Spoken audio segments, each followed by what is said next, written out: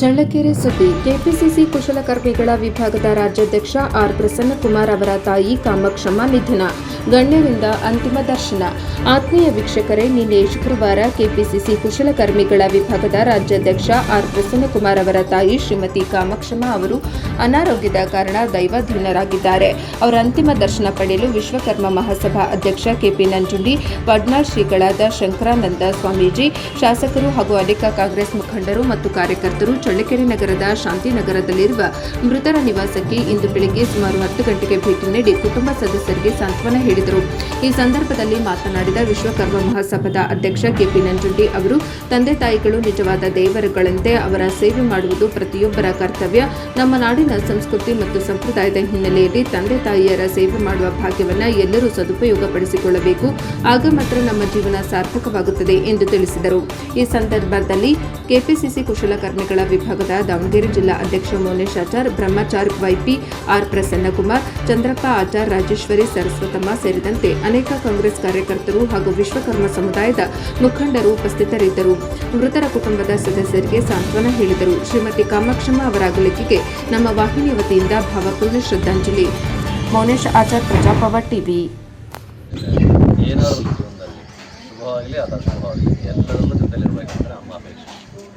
ಹಾಗಾಗಿ ಯಾಕೆಂದರೆ ನಾವು ಸಮಾಜಕ್ಕಾಗಿ ಬಂದು ಇವತ್ತು ಸೇವೆ ಮಾಡೋ ಸಮಾಜ ಅಂದರೆ ಇರುವಂಥ ಭಕ್ತರಿಗೆ ಧೈರ್ಯ ಎಂಥ ಸನ್ನಿವೇಶ ಬಂದ ಜನ ಉತ್ತಮ ರೀತಿಯ ಜೀವನವನ್ನು ಮಾಡಿದ್ದಾರೆ.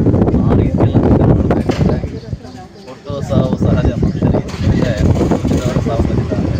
ಆ ರೀತಿಯಲ್ಲಿ ಯಾಕೆಂದರೆ ಆ ಒಂದು ಮಧ್ಯದಲ್ಲಿ ಆಯುಷ್ಯ ಬೆಳಗ್ಗೆ ಆ ಒಂದು ಜೀವನವನ್ನು ಸಾರ್ಥಕ ಆಗಬೇಕಂದ್ರೆ ಮನುಷ್ಯನ ಉತ್ತಮ ರೀತಿಯಲ್ಲಿ ನಾವು ಯಾಕೆ ಮನುಷ್ಯರಾಗಿದ್ದೇವೆ ಅನ್ನೋದನ್ನು ಸ್ಪಷ್ಟ ಅರ್ಥ ಮಾಡ್ಕೋಬೇಕು. ಆಮೇಲೆ ನಾವು ಯಾರಿದ್ದೇವೆ, ಯಾವಾಗ ಅಂತ ಅರ್ಥ ಮಾಡ್ಕೊಂಡು ಜೀವನ ಮಾಡಿದ್ದಾರೆ. ಹಾಗೆ ಬರುವಂಥ ಮಕ್ಕಳಿಗೆ ಜನ್ಮ ಕೊಟ್ಟ ಮಕ್ಕಳಿಗೆ ಸಂಸ್ಕಾರವನ್ನು ಕೊಟ್ಟು ಸರಿಯಾದ ಮಾರ್ಗದಲ್ಲಿ ಕೊಂಡೊಯ್ದರೆ ಅವರು ಒಂದು ಬಂದಿರುವಂಥ ಮನುಷ್ಯನ ಸಾರ್ಥಕ ಆಗುತ್ತೆ. ಯಾವ ಮನೇಲಿದ್ದೇವೆ, ಮಕ್ಕಳು ಯಾರಿದ್ದಾರೆ ಎಲ್ಲ ಸಾರ್ಥಕ ಆಗ್ತದೆ. ಇಲ್ಲ ಅಂದರೆ ಏನಾಗುತ್ತೆ, ಬೇರೆ ಅನ್ಯ ಮಾರ್ಗಗಳಾದ ಕಷ್ಟ ಆಗ್ತದೆ.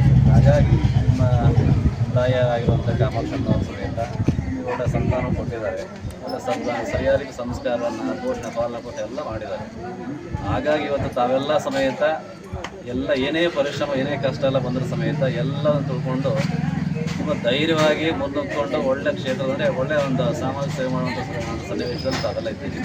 ಯಾಕಂದರೆ ನಾವು ತುಂಬ ಖುಷಿ ಪಡೋ ವಿಚಾರ ಇಷ್ಟೇ. ಯಾಕಂದರೆ ಪ್ರಸನ್ನಕುಮಾರ್ ಮುಂಚೆ ಗೊತ್ತಿರಲಿಲ್ಲ ನಾವು ಹೇಳಬೇಕಂದ್ರೆ. ಆದರೆ ಯಾವಾಗ ಈ ಸ್ವಲ್ಪ ಸಮಾಜಮುಖಿಯಾಗಿ ಹೋರಾಟ ಮಾಡಬೇಕು, ಸಂಘಟನೆ ಮಾಡಬೇಕಂತ ಬಂದಾಗ ತಮ್ಮ ಪರಿಚಯ ಆಯಿತು. ಆಮೇಲೆ ಇಲ್ಲಿ ಚಳ್ಳಕೆರೆ ತಾಲೂಕು ಅದು ವಿಶೇಷವಾಗಿರುತ್ತೆ. ಯಾಕಂದರೆ ಏನೇ ಒಂದು ಕೆಲಸ ಕಾರ್ಯ ಇದ್ರ ಸಮೇತ ಎಲ್ಲರೂ ಅಷ್ಟು ಬೇಗ ಅಚ್ಚುಕಟ್ಟಾಗಿ ಹೊಂದಾಣಿಕೆ ಆಗಿಬಿಡ್ತೀವಿ. ಬೇಗ ಇಂಥ ಆ ಟೈಮಿಗೆ ಒಂದು ಹೆಚ್ಚು ಕಡೆ ಬಂದೇ ಬರ್ತೀವಿ. ಸಮಾಜಮುಖಿಯಾಗಿ ಆಗಿರ್ಬೋದು, ವೈಯಕ್ತಿಕ ಆಗಿರ್ಬೋದು. ವೈಯಕ್ತಿಕ ನೋಡಿದ್ರೆ ಇಷ್ಟೆಲ್ಲ ಗೊತ್ತಾಗ್ತಾ ಇದೆ. ಇಲ್ಲಿಂದ ಬರೋ ಸಮಾಜಮುಖಿ ನೀವು ನೋಡ್ತಾ ಇದ್ದೀವಿ ಅಷ್ಟೇ. ವೈಯಕ್ತಿಕ ಬಾಂಧವ್ಯ ಎಷ್ಟಿದೆ ಅನ್ನೋ ಒಂದು ಸನ್ನಿವೇಶ ಇವತ್ತು ನೋಡ್ತಾ ಇದ್ದೀವಿ ನಾವು. ಹಾಗಾಗಿ ನಾವು ಉತ್ತಮ ರೀತಿಯಲ್ಲಿ ಯಾವುದೇ ಕ್ಷೇತ್ರ ಬೆಳೆದ್ರೂ ಸಮೇತ ಆ ಬೆಳವಣಿಗೆ ಎಲ್ಲ ಕಾರಣಕ್ಕಂತ ಅಂದರೆ ಮಾತೃಶ್ರೀ ಅಂತ ಹೇಳಿ. ಯಾಕೆಂದರೆ ಎಲ್ಲ ಪ್ರತಿಯೊಬ್ಬ ವ್ಯಕ್ತಿಯ ಒಂದು ವ್ಯಕ್ತಿತ್ವ ನಿರ್ಮಾಣ ಆಗೋದ್ರೆ ತಾಯಿಯ ಮಡಿಲಲ್ಲಿ ತಾಯಿನೇ ಕಾರಣಕ್ಕಂತ ಎಲ್ಲರೂ ಮಕ್ಕಳು ಬೆಳೀಲಿಕ್ಕೆ ಎಲ್ಲ ಬೆಳೆಸಲಿಕ್ಕೆ ಸಮೇತ ಅವಳೇ ಕಾರಣ. ಹಾಗಿಂದ ಆ ದೃಷ್ಟಿಯಲ್ಲಿ ಇವತ್ತು ಅವೆಲ್ಲ ಸಹ ಮಕ್ಕಳಾಗಿದ್ದ ಸಮೇತ ತಮ್ಮ ಒಂದು ತಾಯಿ ಋಣವನ್ನು ತೋರಿಸೋಕ್ಕೆ ಸಾಧ್ಯ ಇಲ್ಲ ಯಾವುದೇ ಮನುಷ್ಯ, ಯಾವಷ್ಟು ಜನ ಇರೋದ್ರ ಸಮೇತ. ಆದರೂ ಆ ಸೇವೆಯನ್ನು ಮಾಡಬೇಕಂತ ದೃಷ್ಟಿಯಿಂದ ಭಗವಂತ ಕೊಡ್ತಾನೆ ಅವಕಾಶ. ಅಂತ ಅವಕಾಶ ನೀವು ಕೊಟ್ಟಿದ್ದಾರೆ, ನೀವೆಲ್ಲ ಸೇವೆ ಮಾಡಿದ್ದೀರಿ. ಆದರೆ ಆಯುಷ್ಯವನ್ನು ಪ್ರಕೃತಿಯ ಬಂದಾಗಲೇ ನಾವು ಪಡ್ಕೊಂಡ್ಬಂದ್ಬಿಡ್ತೇವೆ. ಇಂತಿಷ್ಟು ದಿನ ಇರಬೇಕು ಅಂತ ಒಂದು ನೆಪ ಅಷ್ಟೇ. ಏನಾಯಿತು ಅಂತ ಕೇಳಿದಾಗ ಈ ಥರ ಕಾಯಿಲೆ ಆಗಿದೆ, ಹಾಗಾಗಿ ಈ ಥರ ಆಗೋದ್ರು ಅಷ್ಟೇ ಅನ್ನೋ ನೆಪ ಅಷ್ಟೇ ಇದೆ. ಸಮಯ ಬಂದಾಗ ಅನಿವಾರ್ಯವಾಗಿ ಹೋಗಲೇಬೇಕಲ್ಲ. ಅದಕ್ಕೆ ಇಂಥ ಒಂದು ಮರಣದ ಸನ್ನಿವೇಶದಲ್ಲಿ ಹೆಂಗಂದರೆ ವಚನಕಾರರು ಹೇಳ್ತಾರೆ, ಮರಣವೇನಂತಂದ್ರೆ ಮಹಾನವಮಿ ಅಂತ ಆಚರಣೆ ಮಾಡಬೇಕು ಅಂತ. ಅಂದರೆ ಇಹಲೋಕರು ಪರಲೋಕ ಯಾತ್ರೆ ಮಾಡಬೇಕಾದ್ರೆ ಖುಷಿಯಾಗಿ ಕಳಿಸ್ಬೇಕು ಅಂತ. ಯಾರು ಅಳಬಾರ್ದು, ಕರಿಬಾರ್ದು ಅಂತ. ಯಾಕಂದರೆ ಇಹಲೋಕ ಅಂದರೆ ಇದು ಭೂಲೋಕದಲ್ಲಿ ಇದ್ದೇ ಇಲ್ಲ ಅಂದ್ರೆ ಸಾಕಷ್ಟು ಕಷ್ಟ ನಷ್ಟ ಎಲ್ಲ ಅನ್ಬೋದು. ಈ ಜನಮರಣ ಕಾಲಚಕ್ರದಿಂದ ಬಿಡುಗಡೆ ಹೊಂದಬೇಕು ಅಂತ. ಆ ದೃಷ್ಟಿಯಾಗಿ ಮನುಷ್ಯನಾದ್ರೆ ಏನಂದರೆ ಇಲ್ಲಿಂದ ಪರಲೋಕ ಯಾತ್ರೆ ಮಾಡ್ತಾನೆ ಅಂದರೆ ಖುಷಿಯಾಗಿ ಕಳಿಸ್ಬೇಕು ಅಂತ. ಒಳ್ಳೆಯ ಒಂದು ಶೋಭಯಾತ್ರೆ ಮುಖಾಂತರವಾಗಿ ಅವನನ್ನು ಬಿಡುಗಡೆ ಮಾಡಬೇಕು ಅಂತ ನಿಯಮ ಆಗಿದೆ.